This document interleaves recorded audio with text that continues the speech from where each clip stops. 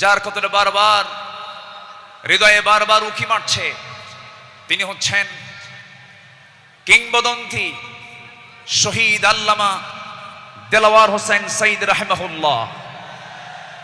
সম্মানিত ভাইয়েরা, 2009 সাল আমার জীবনের প্রথম হজ এবং 2009 সালে শহীদ আল্লামা দেলাওয়ার হোসেন সাইদি সাহেবের শেষ হজ। আরাফার ময়দান, মিনা, মুজদালিফায় বিভিন্ন জায়গায় একসঙ্গেই ছিলাম। এক পর্যায়ে আল্লামা সাইদ রাহিমাহুল্লাহকে প্রশ্ন করা হলো, দেশে মামলা হচ্ছে, ট্রাইব্যুনাল গঠন হচ্ছে, হুজুর আপনার এই মুহূর্তে দেশে ফেরত না যাওয়াই ভালো, আপনি থেকে যান। উনি মুচকি হাসি মেরে বললেন, আমার প্রিয় মাতৃভূমি, আমার দেশ বাংলাদেশ, আমার দেশের জনগণ মানবেতর জীবন যাপন করবে, কারারুদ্ধ থাকবে, জেল খাটবে, রক্ত ঝরাবে, আর সাইদি পালিয়ে বেড়াবে, বিদেশে থাকবে, এমন শিক্ষা আমার রাসূল দেন নাই। তিনি জেলকে, হামলা মামলাকে তোয়াক্কা না করে বীরের বেশে তিনি দেশে ফিরে এসেছেন। 2010 সালের 30 জুন তাকে অন্যায়ভাবে গ্রেফতার করা হয়। দীর্ঘ 13টা বছর অন্যায়ভাবে জেলখানায় আটকিয়ে রাখা হয়। এদেশের নির্যাতনের ইতিহাসে সবচাইতে, রিমান্ডের সবচাইতে বেশি নির্যাতন করা হয়েছে আমাদের আল্লামাকে। সম্মানিত ভাইয়েরা, শুধু এটাই শেষ নয়, শেষ পর্যন্ত 2023 সালের 13ই আগস্ট চিকিৎসার নাম করে সেই জায়গা থেকে, জেলখানা থেকে জোর করে সেখান থেকে বের করে হসপিটালে তাকে ষড়যন্ত্রের মধ্য দিয়ে ইমাম আবু হানিফার ওই একই পদ্ধতিতে বিষ প্রয়োগের মধ্য দিয়ে পয়জনিং করে তাকে শহীদ করা হয়েছে। আমরা তাফসীর মাহফিলের এই প্ল্যাটফর্ম থেকে, তারই তৈরি করা এই ময়দান থেকে স্পষ্টভাবে জানান দিতে চাই, অবিলম্বে আল্লামা সাইদির খুনি হত্যাকারীদের চূড়ান্ত শাস্তি নিশ্চিত করা হোক। রাজি আছেন কারা কারা? হাত উঁচু করে দেখান মুসলমান।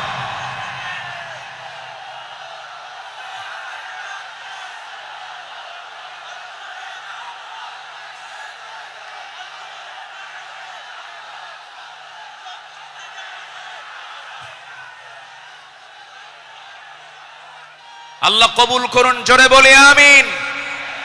3টা অপরাধের কোনো ক্ষমা নাই। কয়টা? 3 অপরাধের কোনো ক্ষমা নাই। নাম্বার 1 কতলুন নফস, যারা হত্যাকারী তাদের কোনো ক্ষমা হতে পারে না। নাম্বার 2 আশ-শাইখুজ জানি, যারা বুড়ো জেনাকার, যারা বুড়ো হওয়ার পরও যারা জেনা করে তাদের কোনো ক্ষমা নাই। যারা দিন থেকে বের হয়ে যায় মুরতাদ, তাদের কোনো ক্ষমা নাই। সম্মানিত ভাইয়েরা, সম্মানিত বন্ধুগণ, সম্মানিত উপস্থিতি, আজকের এই উপস্থিতি প্রমাণ করে আগামীর দেশ কোরআনের দেশ, আগামীর দেশ ইসলামের দেশ। আল্লাহ কবুল করুন, জোরে বলে আমিন, আরো জোরে আমিন। আমার পরে আমাদের সবার কলিজার টুকরা মাজলুম দেশে থাকতে পারেন নাই, অনেক জুলুম তার উপর করা হয়েছে। ডক্টর মিজানুর রহমান আজহারি হাফিজাহুল্লাহ আসবেন, কিন্তু এইরকম যদি আপনারা সাইড টক করেন, কথা বলেন, যদি আওয়াজ করেন, আলোচকের কানে যদি সাইড আওয়াজ যদি চলে আসে, আলোচনা কি ভালো হতে পারে? তাহলে এই বিষয়টি একটু খেয়াল করার চেষ্টা আমি অনুরোধ করব। একটু মেহেরবানি করে, কোনো আওয়াজ না করে, মেহেরবানি করে যে যেখানে আছেন মনোযোগ দিয়ে আমরা কথাগুলো শুনবো। জোরে বলি ইনশাআল্লাহ। আমি আলোচনার সূচনায় কোরআনে কারীমের গুরুত্বপূর্ণ একটি সূরা, সূরাতুল আহজাব থেকে আমি 4টি আয়াতে কারিমা আমি তেলাওয়াত করেছি, যেখানে আমার নবীকে আল্লাহ তাআলা তার কিছু গুণগত দিক তুলে ধরেছেন। এই পৃথিবীতে যত নবী এসেছেন, সকল নবীর ভিতরে সবচাইতে বেশি সম্মানিত নবী হচ্ছেন মুহাম্মদুর রাসূলুল্লাহ। জোরে বলুন মুহাম্মদুর রাসূলুল্লাহ। আল্লাহ তাআলা তার রাসূলকে নাম ধরে ডাকতে পারতেন, কিন্তু নাম ধরে ডাকেন নাই। কি সম্মান দিয়েছেন! আমার নবীর সম্মানটা কত!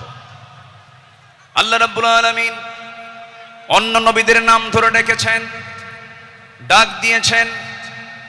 আল্লাহ রাব্বুল আলামিন বলছেন, ইয়া আদামু উসকুন আনতা ওয়া যাওজুকাল জান্নাহ।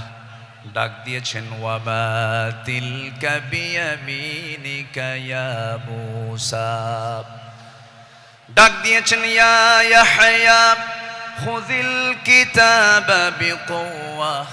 আল্লাহ তাআলা সব নবীকে হরফে নিদা প্রয়োগ করে ডাক দিয়েছেন, কিন্তু একটা বারের জন্য আমার রাসূলকে নাম ধরে ডাকলেন না, অথচ কোরআন তার উপরে নাজিল হয়েছে। আল্লাহ রাব্বুল আলামিন যেখানে তার নামটা নিয়েছেন, সেখানেই তার গুণটা বর্ণনা করেছেন। এক জায়গায় বলছেন মুহাম্মাদুর রাসূলুল্লাহ ওয়াল্লাযীনা মাআহু আশিদ্দাউ আলাল কুফফারি রুহামাউ বাইনাহুম তারাহুম রুকআ সুজদান ইয়াবতাগুনা ফাদলাম মিনাল্লাহি ওয়া রিদওয়ানা সীমাহুম ফি ফুজুহিহিম মিন আসারিস সুজুদ। জোরে বলুন আল্লাহু আকবার। আরেক জায়গায় আল্লাহ রাব্বুল আলামিন তার নাম নিয়ে বলছেন, ওয়া মা মুহাম্মাদুন ইল্লা রাসূল ক্বাদ খালাত মিন ক্বাবলিহির রাসূল। কিন্তু আল্লাহ রাব্বুল আলামিন কোথাও নামকে সম্বোধন করে ডাক দেন নাই। আরেক জায়গায় ডাক দিচ্ছেন, ইয়া আইয়ুহাল মুযাম্মিলু কুমিল লাইলা ইল্লা কালিলা নিসফাহু আও ইনকুস মিনহু কালিলা। আরেক জায়গায় ডাক দিচ্ছেন, ইয়া আইয়ুহাল মুদ্দাসসির কুম ফাআনযির ওয়া রাব্বাকা ফাকাব্বির ওয়া সিয়াবাকা ফাতাহহির। জোরে বলুন আল্লাহু আকবার। ঠিক এই জায়গায় আল্লাহ রাব্বুল আলামিন সূরাতুল আহজাবের 45 নম্বর আয়াত আল্লাহ রাব্বুল আলামিন তাকে কি সুন্দর করে ডাক দিচ্ছেন, ইয়া আইয়ুহান নাবিয়্যু ইন্না আরসালনাকা শাহিদাও ওয়া মুবাশশিরাও ওয়া নাযীরাও ওয়া দা'iয়ান ইলাল্লাহি বিইذনিহি ওয়া সিরাজাম মুনীরা। জোরে বলুন আল্লাহু আকবার। হে আমার নবী, আমি আপনাকে পাঠিয়েছি সাক্ষী করে, শাহিদ করে, মুবাশশির করে, সুসংবাদদাতা করে, ওয়া নাযীরা ভীতি প্রদর্শনকারী করে পাঠিয়েছি, এবং আল্লাহর পথে দায়ী করে পাঠিয়েছি। আমার আল্লাহ তাআলা আমার রাসূলকে এত সম্মান দিয়েছেন। দুঃখজনক হলো সত্য, বিগত 16 বছর শুধু আলেমদের উপরে নির্যাতন হয়েছে তা নয়, আমার রাসূলকে নিয়ে বাজে কটূক্তি পর্যন্ত করা হয়েছে। ঠিক কিনা? রাসূলকে নিয়ে অনেক কটূক্তিও করেছে বিভিন্ন ব্লগাররা। আমার দেশে কিছু বুদ্ধিজীবী আছে যাদের কাজই হলো ইসলাম নিয়ে বাজে কথা বলা, রাসূলকে নিয়ে বাজে কথা বলা। রাসূলকে নিয়ে বলা হয়েছে, এমন ভাবে কথা বলা হয়েছে, রাসূল নাকি ছিলেন জেনাকার, রাসূলকে জঙ্গি মুহাম্মদ বলে গালি দিয়েছে। ওরা 16 বছর আমাদের তালিকা করেছে, আমরা এখন নাস্তিকদের তালিকা করতে চাই। কোন নাস্তিক কুলাঙ্গারের জন্য বাংলার জমিন আর হতে পারে না। সম্মানিত ভাইয়েরা, সম্মানিত বন্ধুগণ, আল্লামা সাঈদীর ফাঁসির রায় দিয়ে এক কুলাঙ্গার বিচারপতি, কি নাম? মানিক, 2 বছর আগে, বছর 2 আগে আমার নামেও তালিকা করেছিল। 116 জন আলেমের তালিকা করেছিল, 2 বছর পার হয় নাই, আল্লাহ তাআলা তার উপযুক্ত জবাব দিয়ে দিয়েছেন। ছাত্র বৈষম্য বিরোধী আন্দোলনে যারা অগ্রণী ভূমিকা পালন করেছেন তাদের জন্য দোয়া করতেই হয়। সম্মানিত ভাইয়েরা, এই পেকুয়ার মাটিতে চট্টগ্রাম বিভাগের প্রথম শহীদ হয়েছে এই চট্টগ্রামের এই পেকুয়ার সন্তান শহীদ অসীম। শহীদ অসীমের বাবা আছে কিনা জানি না, তাদের রক্তের বিনিময়ে, তাদের ত্যাগের বিনিময়ে এই বিজয় এসেছে। যুবকরা, তোমরা কোন আদর্শ আর লালন করতে যাবে না। যুবকরা, তোমরা বিজয় পেয়েছো, এই বিজয়কে ধরে রাখার জন্য একটা আদর্শ লালন করতে হবে, সেটা হচ্ছে মুহাম্মদ সাল্লাল্লাহু আলাইহি ওয়াসাল্লাম, তাহলেই সফল হবে। লাকাদ কানা লাকুম ফি রাসূলিল্লাহি উসওয়াতুন হাসানাহ লিমান কানা ইয়ারজুল্লাহ ওয়াল ইয়াউমাল আখির ওয়া যাকারাল্লাহা কাসীরা।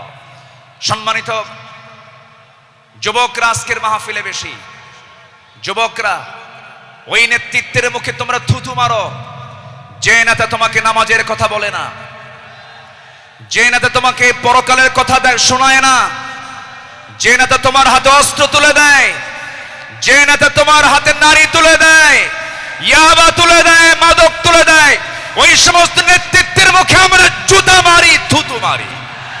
রাজি আছেন কারা কারা? হাত উঁচু করে দেখা।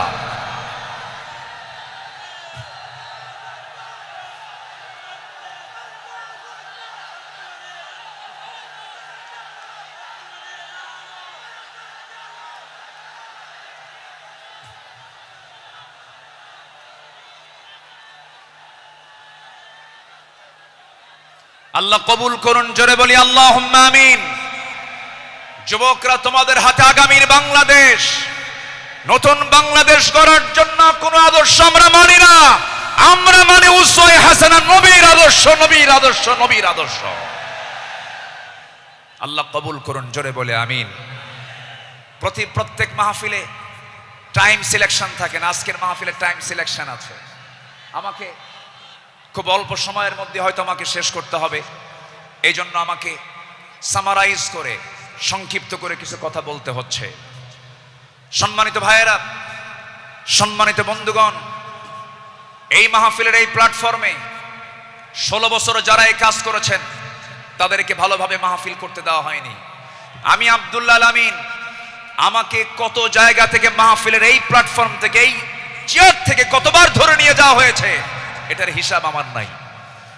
সাতক্ষীরায় গেলাম, খুলনায় গেলাম, পাবনাতে, পাবনার দারুল আমান ট্রাস্ট, আল্লামা সাইদির শেষ মাহফিল ছিল 2010 সাল। এরপরে 2011, 12, 13, 14 এই কয়েক বছর মাহফিল কোনো মতো করতে পারছি। এরপরেই 2015 সালে সেই মাহফিল করতে গিয়ে আমাকে লক্ষ্য করে গুলি পর্যন্ত করা হয়েছে। সম্মানিত ভাইয়েরা, এরকম করে তারা চেয়েছিল এই আওয়াজকে বন্ধ করতে, কিন্তু না, কোরআনের আওয়াজ যারা বন্ধ করতে চেয়েছে তাদের আওয়াজই বন্ধ হয়ে গেছে। তারা কি আছে? আলেমরা পালায়, আসতে কোন আলেমরা পালায়। পালায় কারা? আমাদেরকে যারা রাজাকার বলে গালি দিয়েছে, পাকিস্তানি রাজাকার বলেছে, আমরা কেউ পাকিস্তান যাই নাই, দিল্লি রাজাকার সব দিল্লি গিয়ে বসে আছে।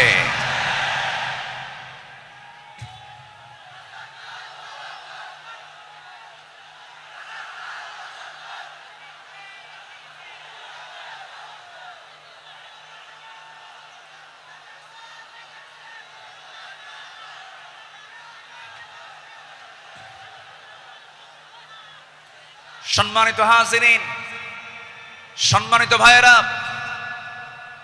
তাহলে আমাদের আদর্শ, আমাদের চেতনা, আমাদের মূল নেতা একজন, তিনি হচ্ছেন মুহাম্মদুর রাসূলুল্লাহ। মুহাম্মদুর রাসূলুল্লাহ, রাসূলকে আমরা মানব এক জায়গায় না সব জায়গায়? আসতে বলবেন না, এক জায়গায় না সব জায়গায়? সব জায়গায়। রাসূলকে নামাজে মানবেন, রাসূলকে রোজায় মানবেন, রাসূলকে দাড়িতে মানবেন, রাসূলকে মিষ্টি খাওয়াতে মানবেন, রসুলকে আপনি উহুদে মানবেন না, রক্ত ঝরাতে মানবেন না, দাঁত ভাঙবেন না, রাষ্ট্র পরিচালনায় রসুলকে মানবেন না, আপনি উম্মত নন, আপনি ভণ্ড, আপনি প্রতারক। রসুলকে সব জায়গায় মানতে হবে, তিনি আমার মডেল।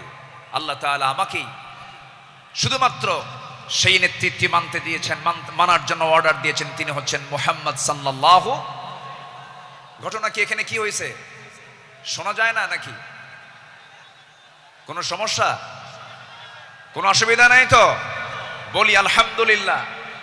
কিন্তু এই সাইডটা কন্ট্রোল হচ্ছে না। নিজামি কোথায়? এই সাইডটা আওয়াজ হচ্ছে বারবার।